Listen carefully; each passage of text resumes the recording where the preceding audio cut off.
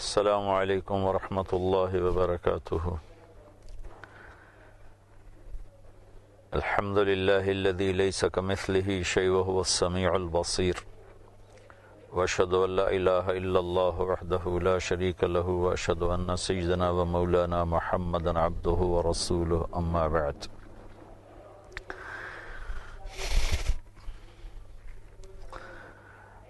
محترم سامعین، ایک بات آپ سب کی خدمت میں عرض کرنا چاہتا ہوں۔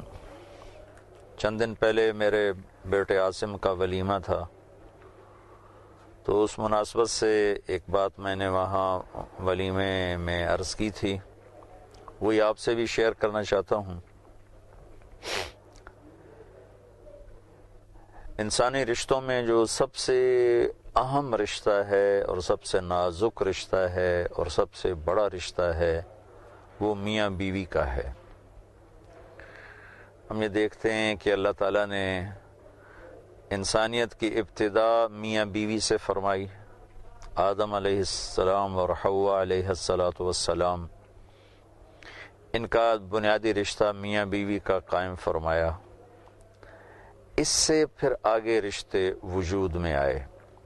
جب اولاد ہوئی تو یہ ماں باپ بن گئے، جب شادیاں ہوئیں یہ سسرال بن گئے، جب آگے ان کی اولاد ہوئی تو یہ دادا دادی بن گئے، نانا نانی بن گئے۔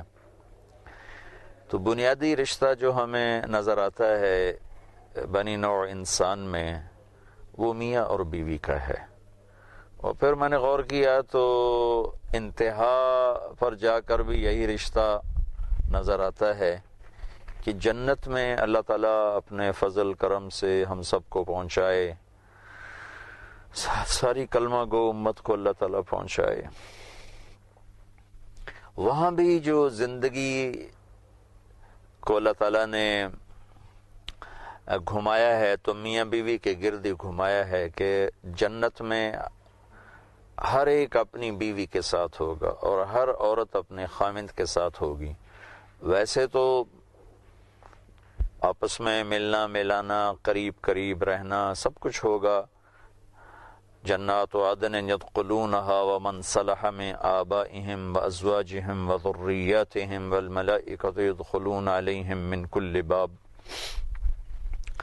میاں بیوی، ماں باپ، بہن بھائی، بچے بچیاں، اولاد سب ساتھ ساتھ ہوں گے، قریب قریب ہوں گے، لیکن جو رہنے کی بنیاد ہے وہ ہر مرد عورت بطور میاں بیوی الگ الگ رہ رہے ہوں گے۔ تو ابتدا بھی میاں بیوی سے ہے اور انتہا بھی میاں بیوی سے ہے۔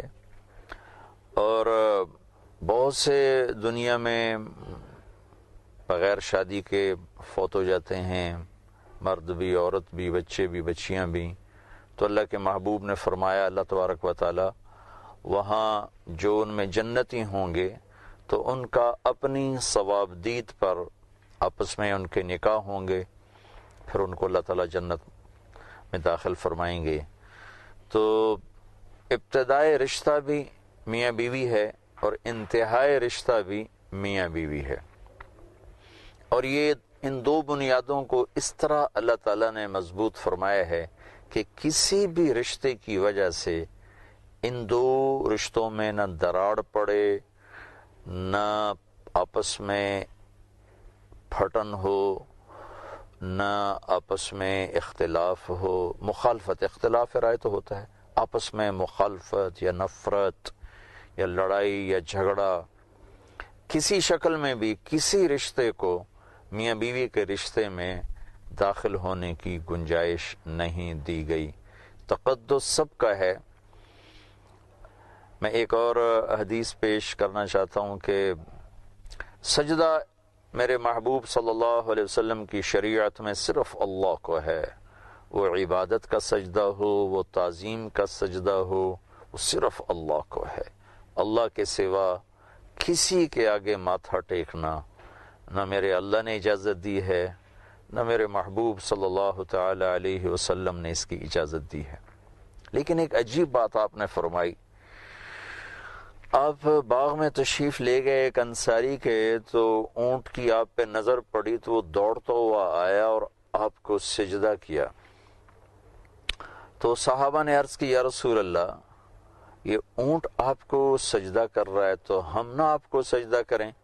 تو اس پر آپ نے فرمایا کہ میری شریعت میں اللہ کے سوا اور کسی کے لیے سجدہ جائز نہیں، ہاں اگر میں سجدے کی اجازت دیتا تو میں بیوی سے کہتا اپنے خامند کو سجدہ کرے۔ اس کو آپ یوں بھی فرما سکتے تھے کہ میں اولاد سے کہتا ماں باپ کو سجدہ کرے، میں بیٹے سے کہتا کہ وہ ماں کو سجدہ کرے، باپ کو سجدہ کرے، باقی جتنے بھی رشتے ہیں وہ سارے بڑے مقدس ہیں اور ماں باپ کا رشتہ سب سے مقدس ہے، لیکن جو عظمت ہے اور جس نے برقرار رہنا ہے، جس پر نسل انسانی نے آگے چلنا ہے، تو اللہ تعالیٰ کے محبوب نے اس کو فوکس فرمایا اور یوں فرمایا اگر سجدہ جائز ہوتا تو میں بیوی سے کہتا اپنے خامند کو سجدہ کرے۔ لیکن اس وقت ہمارے ماحول میں یہ دو رشتے خارجی رشتوں کی وجہ سے بڑے متاثر ہو رہے ہیں۔ کہیں تو ایسا ہے کہ لڑکے کے والدین وہ اس رشتے میں اتنا داخل ہو جاتے ہیں کہ میاں بیوی کا رشتہ یا ٹوٹ جاتا ہے یا انتہائی تکلیف دہ بن جاتا ہے۔ کہیں لڑکی کے والدین وہ اتنا داخل ہو جاتے ہیں کہ یہ رشتہ پھیکا پڑ جاتا ہے، ٹوٹ جاتا ہے، مقدر ہو جاتا ہے، خراب ہو جاتا ہے۔ شادی کے بعد بیوی کے ذمے سب سے بڑی ہستی جس کو اس نے خوش رکھنا ہے اور راضی رکھنا ہے اس کا خامند ہے، لیکن بہت سی بچیاں ماں باپ اور اپنے میکے کے تاثر میں آ کر اپنا گھر خراب کر بیٹھتی ہیں، اور اسی طرح بہت سے بچے میری ماں ہے، میرا باپ ہے، میری بہنیں ہیں، ان سے متاثر ہو کر وہ اپنا گھر خراب کر بیٹھتے ہیں۔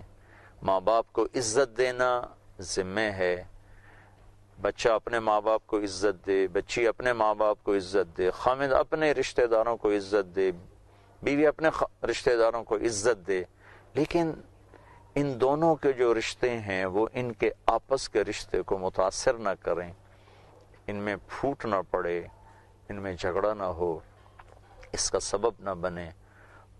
اور یہ بات میں بڑے دکھ سے کہتا ہوں کہ یہ سب کچھ میرے دیس میں ہو رہا ہے، یہاں تک کہ اولاد بھی ایسی جگہ نہ پکڑے دل میں کہ باپ اولاد کی وجہ سے بیوی کو بے عزت کر رہا ہو، یا بیوی اولاد کی وجہ سے اپنے خامند کے مرتبے کو گھٹا رہی ہو۔